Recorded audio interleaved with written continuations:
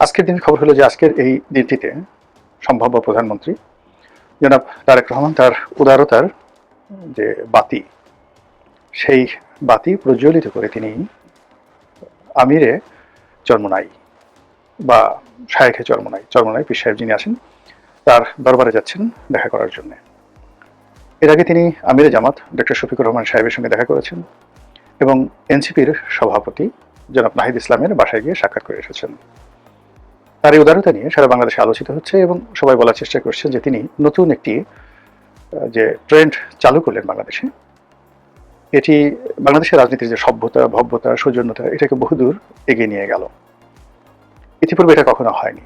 তারেক রহমান সাহেব তারুণ্যের রাজনীতির মাধ্যমে যে উদারতা প্রদর্শন করলেন এবং তার রাজনৈতিক জীবন যখন রাষ্ট্রীয় কর্মে নিয়োজিত হতে যাচ্ছে, ঠিক সেই সময়টিতে তার এই বিনয়, তার এই ভদ্রতা, তার এই সৌজন্যতা হয়তো রাজনীতির ইতিহাসে স্বর্ণাক্ষরে লেখা থাকবে যদি তার প্রতিপক্ষ তাকে ওইভাবে সম্মান করে। অন্যদিকে খবর হলো যে ইতিমধ্যে ডক্টর মোহাম্মদ ইউনূসের একজন বিশেষ সহকারী প্রতিমন্ত্রীর পদমর্যাদায় তিনি দেশ ছেড়ে পালিয়েছেন। আর আজকের দিনে চাউর হয়ে আছে যে আরও দুজন উপদেষ্টা তারা দেশ ত্যাগ করার জন্য বা বিদেশে যাওয়ার জন্য এয়ারপোর্টে বসে আছেন বা চলে গেছেন। আমি তাদের দুজনের নাম বললাম না, এবং তারা দুজন যে যাবেন এটা গতকাল রাতেই একজন প্রবাসী সাংবাদিক যিনি সবসময় ডিজিএফআই এর সঙ্গে ভালো সম্পর্ক রাখেন এবং তাদের কাছ থেকে তরতাজা তথ্য নিয়ে তিনি দেশবাসীকে জানান। তো তিনি জানিয়েছিলেন যে দুজন উপদেষ্টা বাংলাদেশ ত্যাগ করতে পারে। তো এই যে একটি অবস্থা, সেই অবস্থাতে আগামী 7 দিন কেমন যাবে? এখন সেই 7 দিন আজকে থেকে 7 দিন হতে পারে, অথবা নতুন একটি সরকার গঠন করার পর সেই সরকারের প্রথম কার্য দিবসগুলো যদি আমরা হিসাব করি 1, 2, 3, 4, 5, 6, 7, সেই 7 দিন কেমন যাবে সেই বিষয়গুলো নিয়ে মূলত আলোচনা করব, জাস্ট অনুমান নির্ভর। আপনারা ইতিমধ্যে জানেন যে সারা বাংলাদেশে নানা রকম ঘটনা ঘটছে। যারা সংসদ সদস্য নির্বাচিত হয়েছেন তার মধ্যে বেশ কয়েকজন সংসদ সদস্য, এর মধ্যে দুজনই আমার খুব ঘনিষ্ঠ। একজন আমার খুব ঘনিষ্ঠ বন্ধু, তিনি মিস্টার নিজাম, নোয়াখালীর একটি আসনের সংসদ সদস্য, নবম পার্লামেন্টে ছিলেন। আরেকজন সংসদ সদস্য তার নাম মানিক, যিনি কাকড়া মানিক হিসেবে সমধিক পরিচিত, আমার অত্যন্ত স্নেহভাজন ছোট ভাই। খুবই ভালো সম্পর্ক আমাদের দুজনের মধ্যে। দুজনের সঙ্গে মানে নিজানের সঙ্গে আমার সম্পর্ক হলো দীর্ঘদিনের, আর মানিকের সঙ্গে আমার সম্পর্ক দীর্ঘদিনের না হলেও আন্তরিকতাটা মনে হচ্ছে যে আমাদের মধ্যে যুগের পর যুগ ধরে ভালো সম্পর্ক। এই দুজনের দুটো কর্ম ব্যাপকভাবে প্রশংসিত হয়েছে। মানিক তার এলাকায় নির্বাচিত হওয়ার পরপরই নিজের দলের বেশ কয়েকজন নেতা কর্মীকে তিনি পুলিশে দিয়েছেন। এটি ব্যাপকভাবে চাপ পড়তে দূরের কথা, সারা বাংলাদেশে এটি প্রশংসিত হয়েছে যে না, বিএনপি যাদেরকে সিলেক্ট করেছে, মানিকের মতো সংসদ সদস্য কিংবা নিজানের মতো সংসদ সদস্য, এরা যদি থাকে দলে তাহলে সেই এলাকায় চাঁদাবাজি হবে না। আবার অন্যদিকে নিজান যেটি করেছেন সেটি হলো তিনি অ্যারেস্ট করার চাইতেও আরেকটু বেশি এগিয়ে গেছেন। তিনি নিজে বাদী হয়ে এলাকার যে তার দলের যারা নেতাকর্মী চাঁদাবাজ বলে পরিচিত, কুখ্যাতি অর্জন করেছেন, এবং প্রায় 20-25 জনের বিরুদ্ধে তিনি মামলা করেছেন। এর বাইরে বিভিন্ন এলাকাতে চাঁদাবাজদের সঙ্গে আর সংসদ সদস্যদের সঙ্গে বিভিন্ন রকম দ্বন্দ্ব সংঘাত শুরু হয়ে গেছে, এবং এই দ্বন্দ্ব সংঘাতে চাঁদাবাজের টিকে থাকে না এমপির টিকে থাকে সেটি দেখার বিষয়। এটি গেল বিএনপির। অন্যদিকে জামাতের যারা লোকজন আছে তারা সঙ্গত কারণে ধরে নেওয়া হয় তারা চাঁদাবাজির সঙ্গে জড়াবেন না, চাঁদাবাজির সম্পর্কে তারা উচ্ছ্বসিত কণ্ঠে এর বিরোধিতা করবেন, এবং বিএনপির চাঁদাবাজির মাধ্যমে দেশের কী ক্ষয়ক্ষতি হয়েছে সেটি সংসদের ভিতরে এবং বাইরে দরাজ দিলে এবং বুলান্ত কণ্ঠে তারা সেটা প্রচার করতে থাকবেন। আগামী 7 দিন এটা সবার আগে হবে। পুলিশের মধ্যে, আমলাতন্ত্রের মধ্যে যারা যাকে বলা হয় অতি উৎসাহী, তারা দৌড়াদৌড়ি করবেন পল্টন অফিসে, বিএনপি নেতাদের বাসায়, এমনকি তারেক রহমান সাহেবের বাসায়। ইতিমধ্যে আমরা জানি যে একজন পুলিশ কর্মকর্তা বেশ আলোচিত গত 17 মাসে, তার নাম মিস্টার মাসুদ। তো মাসুদ হলো সেই ঢাকার একটি জোন, পুলিশের একটি জোন, সেটি দক্ষিণ, সম্ভবত মেট্রোপলিটন পুলিশ কমিশনার, উপকমিশনার দক্ষিণ, সাউথ। এটা খুব গুরুত্বপূর্ণ একটি এলাকা। এই এলাকায় ঢাকা বিশ্ববিদ্যালয়, এই এলাকায় শাহবাগ প্রেস ক্লাব। তো এই যে মাসুদ, তিনি এই গত 17 মাসে তার বিভিন্ন অ্যাকশন কর্মকাণ্ডের জন্য পরিচিত। অনেকে তাকে তুলনা করার চেষ্টা করছেন যে আওয়ামী লীগ জামানাতে হারুন ছিল যেভাবে প্রভাবশালী, বেপরোয়া, তারপর বিএনপি জামানাতে কোহিনুর যেভাবে বেপরোয়া ছিল, সাহসী ছিল, তারপর আরও একজন ছিলেন খান সাইদ হাসান, ঠিক এখন মাসুদ যে পদে আছেন, যে চেয়ারে আছেন, ঠিক এই জায়গাটাতেই খান সাঈদ হাসান ছিলেন বিগত বিএনপির জমানাতে, এবং যখন সেই 21শে আগস্টের গ্রেনেড হামলা হয়েছিল, সেই গ্রেনেড হামলার সময়টিতে এই মাসুদ যে দায়িত্বে আছে, ঠিক এই দায়িত্বে ছিল খান সাঈদ। তো সেই জায়গাতে এখন মাসুদ বসে আছেন লম্বা চূড়া। এখনো পর্যন্ত তার বিরুদ্ধে কোনো দুর্নীতির অভিযোগ আসেনি, অনিয়মের অভিযোগ আসেনি, এবং এখনো পর্যন্ত যেটি হলো সেটি হলো তিনি তার পেশাদারিত্ব এবং পরিস্থিতি মোকাবেলা করার জন্য যতটা কঠোর হওয়া দরকার, সঙ্গে সঙ্গে যতটা নরম হওয়া দরকার, দুটো জিনিসের সমন্বয় তিনি করে যাচ্ছেন একজন আলোচিত পুলিশ কর্তা হিসেবে।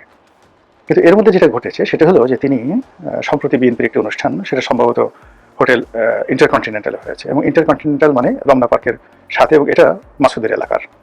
তো মাসুদ সেখানে গেছেন, যাওয়ার পরে তারেক রহমান সাহেবের সঙ্গে তার দেখা হয়েছে, এবং তারেক রহমান সাহেব মাসুদের কাঁধের উপর হাত রেখেছে। এটা তারেক রহমান সাহেবের জন্য একটু কষ্ট হয়েছে। কষ্ট হয়েছে এই কারণ হলো তারেক রহমান সাহেবের উচ্চতা আমার চেয়ে ছোট, সর্বোচ্চ তিনি 5 ফিট 5 ইঞ্চি লম্বা, আমি 5 ফিট 7 ইঞ্চি লম্বা, আর মাসুদ প্রায় 6 ফিট লম্বা বা 6 ফিটের বেশি হতে পারে। তো সেক্ষেত্রে তারেক রহমান সাহেবকে মাসুদের ঘাড়ে হাত রাখার জন্য তাকে মাথা উঁচু করতে হয়েছে, হাতও উঁচু করতে হয়েছে। তো এটা নিয়ে বেশ প্রতিক্রিয়া হচ্ছে। মাসুদের মর্যাদা নিঃসন্দেহে বেড়ে যাবে, এবং দেশের ভবিষ্যৎ প্রধানমন্ত্রী তার ঘাড়ে হাত রেখেছেন, তাকে আর কে ঠেকাতে পারে? খান সাঈদের অবস্থা একই অবস্থা হয়েছিল। খান সাঈদ সেই মাসুদের এই পদে আসার আগে বা পরে বগুড়া ডিসি ছিলেন। তো তারেক রহমান সাহেবের সঙ্গে তার ভালো সম্পর্ক ছিল, এবং সেই সম্পর্কের কারণে তার জীবন তেনা তেনা হয়ে গিয়েছিল। তিনি 21শে আগস্ট গ্রেনেড মামলার আসামি হয়েছিলেন, জেলে গেছেন, সাজাপ্রাপ্ত হয়েছেন, পরিবার পরিজন সব মিলিয়ে তছনছ হয়ে গেছে। যেভাবে ধরুন শেখ হাসিনা মানে ঘাড়ে হাত রেখেছেন কিনা জানি না, তবে হারুনকে স্নেহ করতেন, বিপ্লবকে স্নেহ করতেন, বেনজির সাহেবকে খুব স্নেহ করতেন। তো এর ফলে তাদের জীবন কি পরিমাণ তেনা তেনা হয়ে গেছে সেটা বলার মতো নয়। আমি কিন্তু তাদের দুর্নীতি ভালো মানুষ নিয়ে বলছি না, শুধু বলছি যে ক্ষমতার কেন্দ্রে যারা থাকেন তাদের সঙ্গে অন্যান্য মানুষের যে সম্পর্ক, এই সম্পর্কের কারণে ভীষণ রকম একটা প্রবলেম হয়।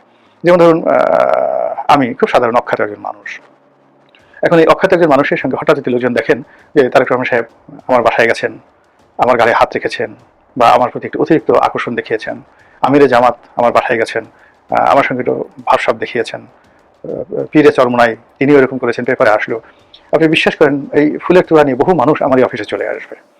আর কিছু হোক বা না হোক, তারপরে হয়তো তারা আমাকে দ্বিতীয়বার জিজ্ঞাসা করবে না, তারপরে তারা আমার নামটা হয়তো মনে রাখবে না, তারা হয়তো জানেও না যে গোলাম মোল্লা রানীকে। যে কোনো কারণে তাদের মনে হলো হাত, আমার কার্ডটা দেখে তাদের মনে হলো একটু লোকটার কাঁধে হাত দিই, এতে কিন্তু আমার সর্বনাশ, ওটা আমার জন্য কিয়ামত হয়ে যাবে।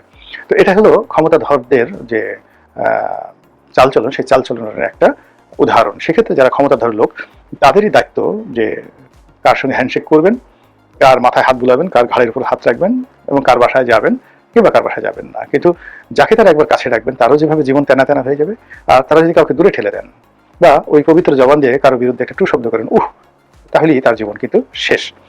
এই যে সামনে যে সময়গুলো আসছে, এই সময়টিতে বিএনপির যারা শীর্ষ নেতৃবৃন্দ রয়েছেন, মন্ত্রী পরিষদে যারা সদস্য হবেন, তারপর স্বয়ং তারেক রহমান সাহেব যাদের মাথায় হাত বুলাবেন, যাদেরকে কাছে ডেকে নেবেন, বা যে সমস্ত লোক এখানে দৌড়াদৌড়ি করবে, তাদেরকে কেন্দ্র করে যাকে বলা হয় সচিবালয়ের ভিতরে বাইরে জনারণ্যে যে রসায়ন তৈরি হবে, এর ফলে অনেক বড় বড় ব্যবসা বাণিজ্য শুরু হয়ে যাবে, এবং অনেক সৃষ্টি ও অনাসৃষ্টি তৈরি হয়ে যাবে অতীতের মতো করে। এই গেল প্রথম কাজ। দ্বিতীয় যে সমস্যাটা বলবো সেটা হলো যে এখনো পর্যন্ত যেহেতু শপথ হয়নি, শপথ যদি একদিন পিছিয়ে যায়, দুদিন পিছিয়ে যায়, সেটা কেমন হবে?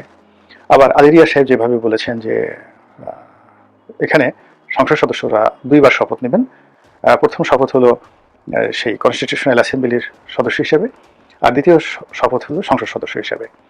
এখন এটা আমাদের সংবিধানে নেই, বা এটা আমাদের যে রুলস অফ বিজনেস এটা তো নেই। এখন এটা করতে গিয়ে সরকারের সঙ্গে, মানে বর্তমান অন্তর্বর্তীকালীন সরকারের সঙ্গে যারা নির্বাচিত সংসদ সদস্য, তাদের যে মতদ্বৈততা কোন পর্যায়ে থাকবে, এটা নিয়ে কিন্তু আমি যথেষ্ট আতঙ্কিত। এর কারণ হলো আলিরিয়া সাহেব যেটা বলেছেন সেটা জামাতের আমির বা আমিরের জামাত এটা বলেছেন যে এরকম হওয়া উচিত, আর বিএনপির পক্ষ থেকে এই ধরনের কোনো কিছু বলা হয়নি। যেহেতু বিএনপি নিরঙ্কুশ সংখ্যাগরিষ্ঠতা লাভ করেছে, ফলে যে নোট অফ ডিসেন্টগুলো তারা দিয়েছে সেগুলো সহ জুলাই সনদের শর্তসমূহ এবং সংবিধান সংশোধন বা সংস্কার কমিশনের সুপারিশগুলো যদি তাদেরকে পাশ করতে হয়, তাহলে বিএনপি এবং জামাতের মধ্যে আসলে ক্ষমতা রাজনীতিতে তেমন কোনো পার্থক্য থাকবে না, বরং জামাত সুবিধাজনক অবস্থায় থাকবে। তো এই যে ঘটনাগুলো, এটা আগামী 7 দিনের মধ্যেই ঘটে যাবে। এরপর ভারত থেকে মেহমানরা আসবেন সরকারের শপথ গ্রহণ অনুষ্ঠানে, পাকিস্তান থেকে নিঃসন্দেহে আসবেন, আর অনেক দেশ থেকে আসবেন। তো তাদের সঙ্গে নতুন সরকার প্রধানের আলাপ আলোচনা, তাদের প্রোটোকল, এগুলো নিয়ে দূতাবাসগুলোতে ব্যাপক আলাপ আলোচনা হবে। তারপর কতগুলো গুরুত্বপূর্ণ পদ ইতিমধ্যে আপনারা জানেন যে খবর ছড়িয়ে পড়েছে, পুলিশের আইজি পদত্যাগ করার ইচ্ছা প্রকাশ করেছেন।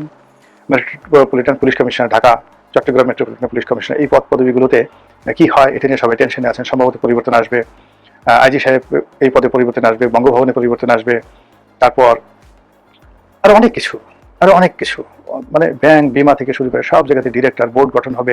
এই 7 দিনের মধ্যেই যে তোলপাড় শুরু হয়ে যাবে, সরকার গঠনের 7 দিনের মধ্যে যে তোলপাড় শুরু হয়ে যাবে, তাতে করে ব্যাংক পাড়া, শেয়ার মার্কেট, বিমা পাড়া, এরপরে সরকারের যে গুরুত্বপূর্ণ পদ পদবিগুলো আছে যেমন জাতীয় রাজস্ব বোর্ডের চেয়ারম্যান, বাংলাদেশ ব্যাংকের গভর্নর, তারপর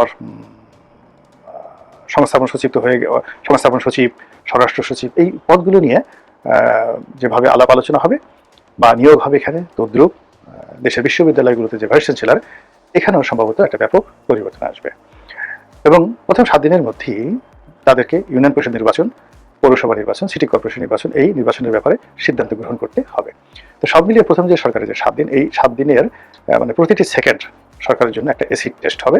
আর এই এসিড টেস্টে যদি পান থেকে চুন খসে, তাহলে এসিডে কি হয়, সারা শরীর ঝলসে যায়। সরকারের ভুল হলে তারও অঙ্গহানি হবে, অঙ্গ ঝলসে যাবে এবং প্রতিপক্ষ তারা আরো শক্তিশালী হয়ে পড়বে।